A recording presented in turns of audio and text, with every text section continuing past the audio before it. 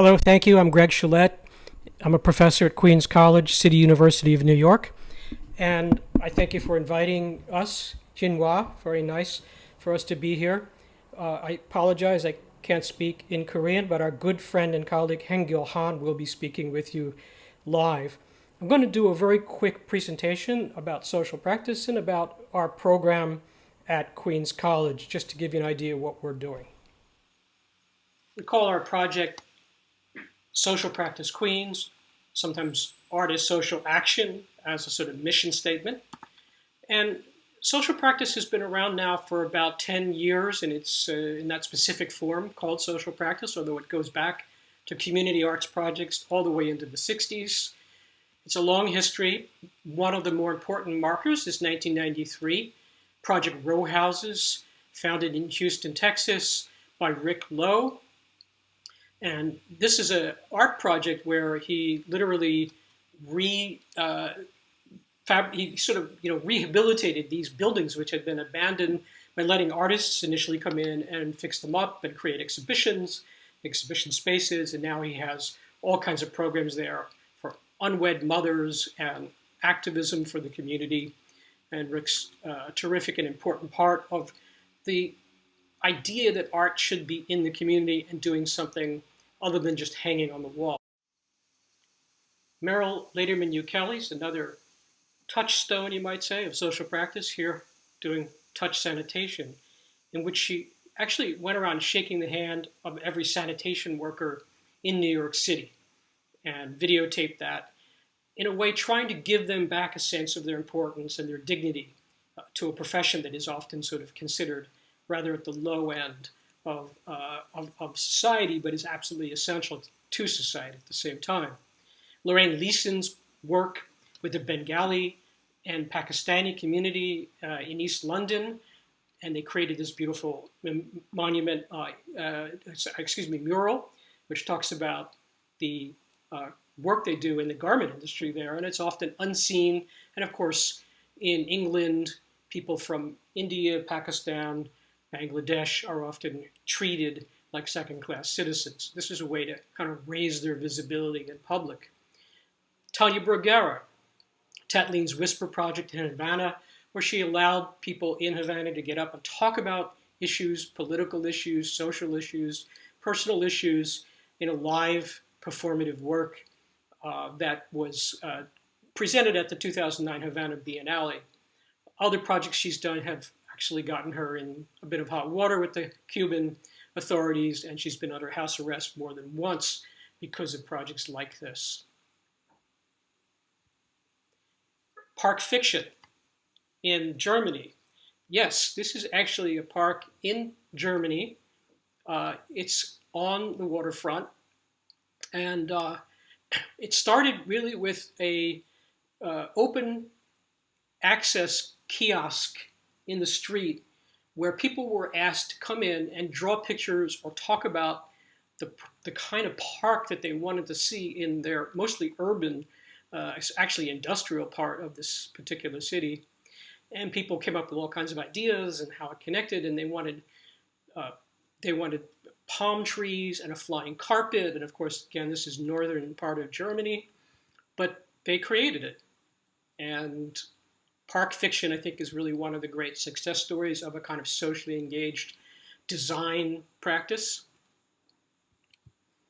Or again, in Germany, in Berlin, this is Marina Naprushkina, who's originally from Belarus, now living in Berlin, and she has the new neighborhood, Mobiet, which is the neighborhood in Berlin, filled with students, filled with immigrants, filled with a lot of refugees now from Northern Africa and the Middle East. And in this project, which is a kind of community center, she provides people who can do legal work for the immigrant community, teach them German or other languages that they might need. They also get together and have very inexpensive meals together. And the entire project really is what she calls a sort of para-institution or a fictional institution, because it really isn't officially part of the not-for-profit world in Germany. It's really an art project. So those are just some brief examples of things that we might say gee, is this social work or is this art? Well, I think they very much straddle the line between both of those things in important ways and raise questions about both of those fields. Our own project, Social Practice Queens, in a way combines three important pieces. One is Queens College, which is a public university, part of the City University of New York. Another is Queens, New York City itself, as one of the most diverse communities perhaps in the entire world. And then Queens Museum, which is well known for its work in the community. And we've kind of brought these three things together in what we call Social Practice Queens, or SPQ, Art and Social Action. This is just from our website, showing you some of the projects, student projects, community projects. We have a dedicated studio space at the museum where students often go to create installations, to meet, to have presentations, to discuss things. And they often work with well-known artists. This is, again, Merrill Laderman, more recently, a few years ago, and a group of our students working together at the museum where she was having her important retrospective, and they were working on researching and assisting her with that project. Mariam Ghani, speaking about her field work and her work around archives for our program. Again, we bring in lots of people to speak to the students. And this is a class that was run by Chloe Bass, who is the co-director, and you will see her or seen her before already. This is a project at the Center for the Humanities, and it was a guest speaker from Argentina talking about projects they're doing in South America, ecological projects. And here's Chloe again leading a sort of tour, a group of people outside in the streets of New York City. We very much look at the city as a place for education and learning to happen. Again, back to Queens, this is Flushing, which is where Queens College is located. And it's one of the most religiously diverse places in the world within the Queens, which is itself one of the most ethnically diverse. And this particular project talked about all these many different houses of worship that are located just within a few blocks of each other in Flushing. Barry Klein, one of our first graduate students, who works with union carpenters, electricians, pipe benders, metal fitters to create sculptures that they develop together, and they call themselves Workers' Art Coalition. Again, you might say straddling the line between what is kind of labor or craft of labor and what is art. And this is the team again with a project and another project they did out at Queens Museum with the famous Unisphere in the background from 1964. Cody Herman does walking tours of ecologically, let's say, damaged or precarious parts of the city.